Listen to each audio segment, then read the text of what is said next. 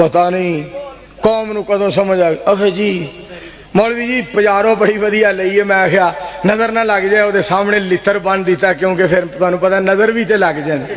मैं लित्रा का हार अपने गल भी पा लै तू विच बहना किते तेनों ही ना लग जाए। बड़ा सोहना मकान बना के उत्ते जनाब मूधी हांडी मार दी थी, हांडी मूधी मार दी थी।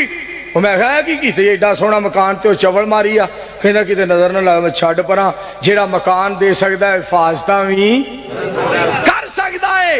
और इतना सोहना मकान बनाया, इतनी सोहनी गड्डी लई, बड़ी सोहनी मझ लई, ओदे गल लित्र बन दिता। और कई एडे अकीदे कमजोर हो गए लोग, ओ बंदे मारदा है, ओ इंज करदा है, ओ तवीज़ देंदा है, छटाला सड़ जांदा है, कमाद सड़ जांदा है, नहर सुक जांदी है।